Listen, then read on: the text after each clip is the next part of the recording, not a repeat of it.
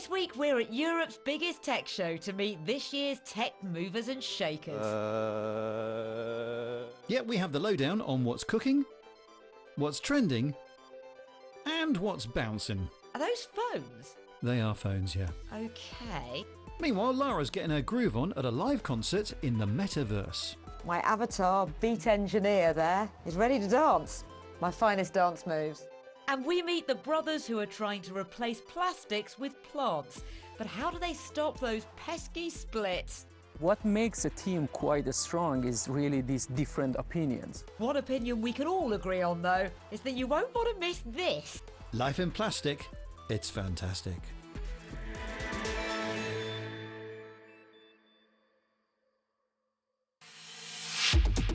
Willkommen, bienvenue. Hi. Welcome to IFA, Europe's biggest tech show, where every year thousands of people pile into Berlin's giant exhibition centre to grab a sneak peek at the latest, well, everything. The press, business and the public can zip around more than 24 halls full of weird and wonderful displays and demonstrations.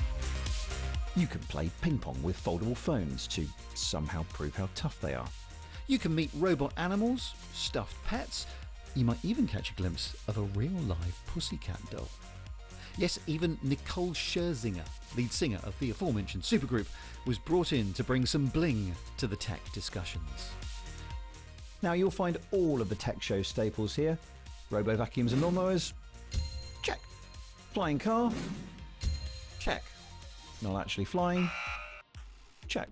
Loads and loads and loads of screens? Check, check, check. Massages for the whole body or just the ankles? Check. Now, although this is overwhelmingly a home appliance show, even if you're not wowed by white goods, there are still some very interesting innovations here. Just making myself a water smoothie at the moment, but here's a question for you. Where is this food processor getting its power from? Look, no cables. It's getting the electricity from the induction hob. What? I'm getting used to induction hobs in kitchens where the hob doesn't generate heat, it generates electromagnetic waves, which causes the metal on the bottom of a pan to heat up. We're also getting used to wireless charging our devices, so you just pop it down on a pad and it sucks up the electricity and charges the battery. Well, this is a combination of the two. We're starting to see the arrival of more powerful kitchen gadgets which can suck their electricity up from the induction hob. Now, it needs to be a bit smart. The hob needs to know which device is on which hob so it can do the right thing. But apart from that, sounds like a pretty decent idea to me. Anyone for a cuppa?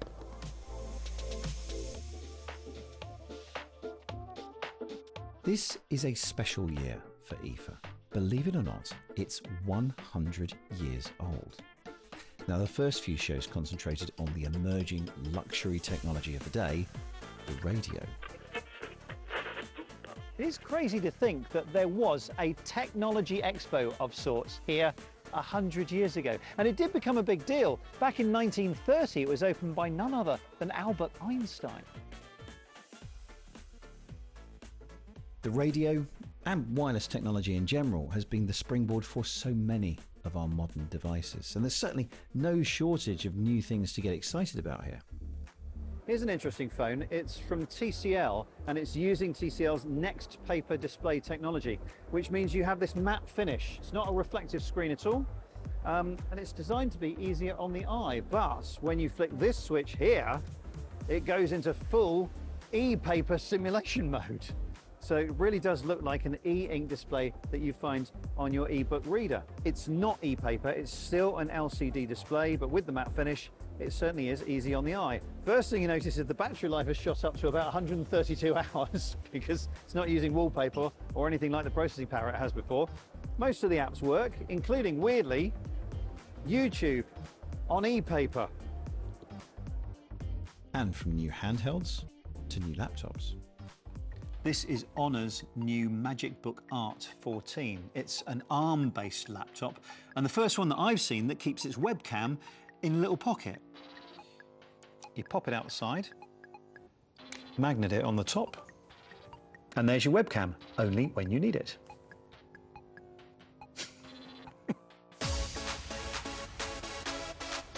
But how do you grab attention at a big tech show like IFA? How do you stand out from the crowd?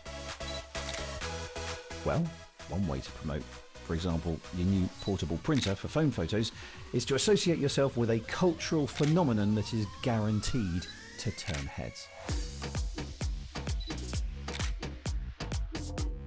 Of course, serious journalists like me would never be fooled by such tactics. The thing is, though, consumer electronics is a serious business. There is serious money involved, and shows like this have to take things incredibly seriously. And it's never a given that they'll remain relevant in the future.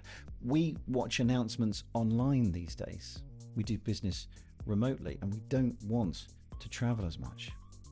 IFA has yet another new CEO this year, and he's tasked with trying to keep the event in the headlines. How hard is it to organise and run a big tech show like IFA? It feels like you start to fly, but you build the plane within the flight.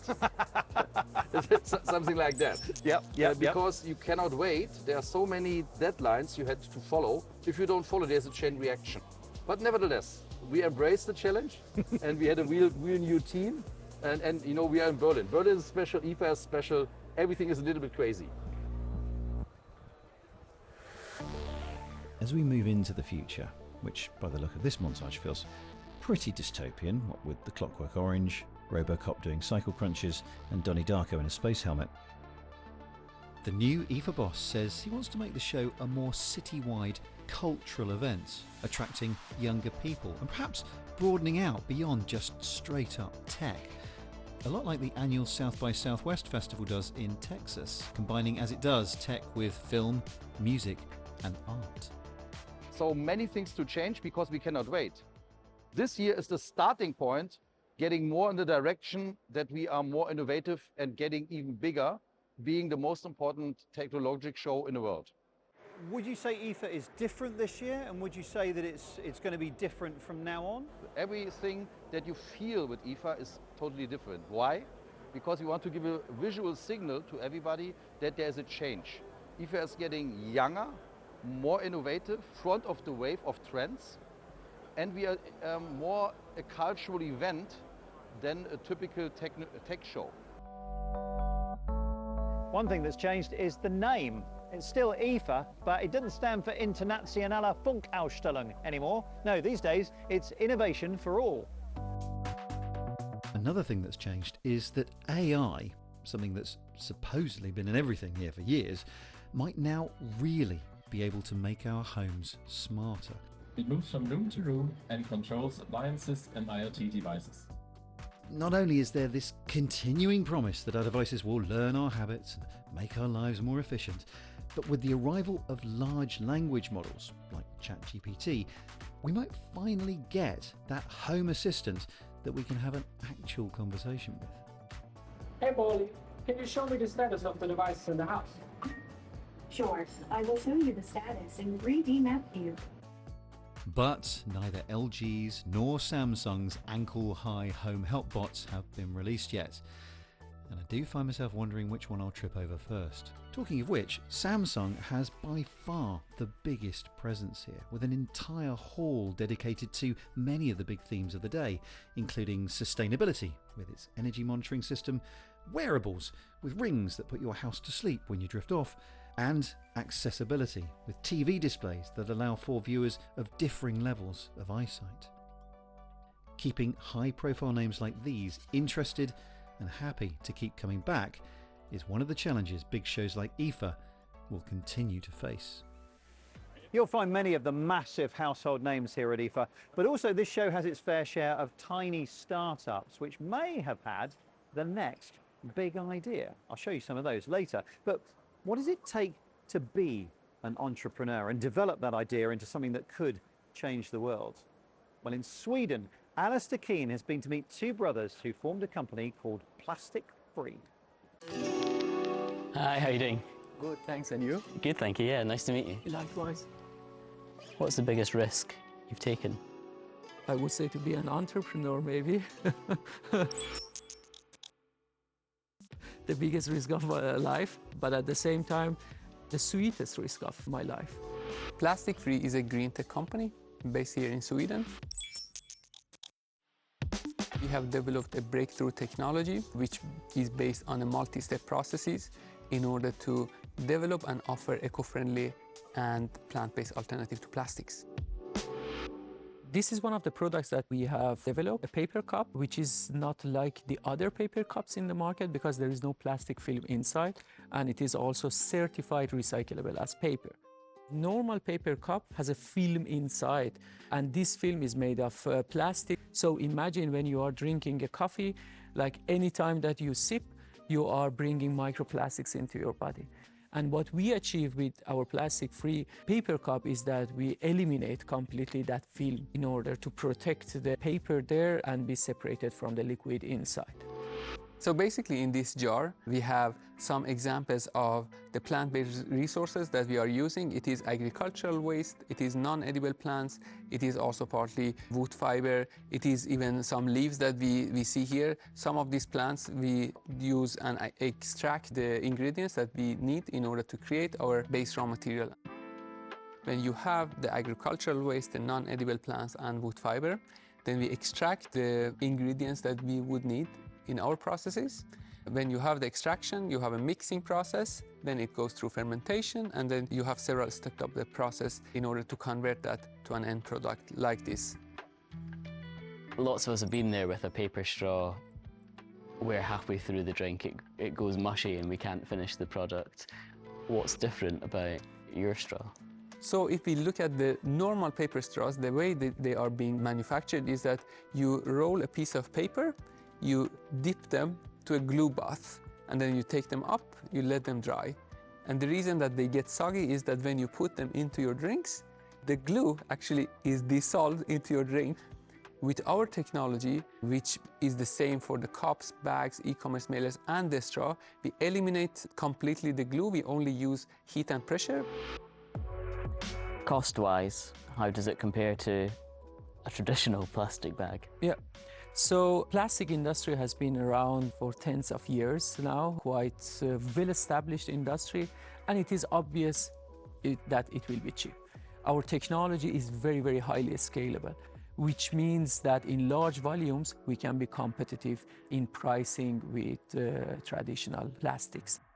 Anytime that we talk about sustainability, environmental friendly, automatically people think about, oh yeah, we have to pay more. As a consumer, we want to shift that change as well in order to offer premium products at a non-premium pricing. You guys have a lot of passion for what you're doing, built on your childhood and built on your surroundings. Give us a sense of how much you're putting into this startup. In the past 5-6 years, we've been working at least 100 hours per week, which is an insane amount of work, but that's also connected to the passion, because we think the negative effect of plastic pollution on human beings, on the whole ecosystem, it has gone too far. I can't imagine working with any of my siblings as closely as you two work together, let alone having a business. And how do you manage that relationship? Of course, as human beings, we're different. There are ups and downs in the world of siblings as well. But what makes a team quite strong is really these different opinions. If we think the same, then we don't have a panoramic view of the strategy. There can be conflicts, but this is part of the game. What we want to achieve is that actually to remove more than 10 billion plastic articles by 2026. So we're expanding very fast because we know the time is quite short and we cannot wait for tomorrow. We need to take action today.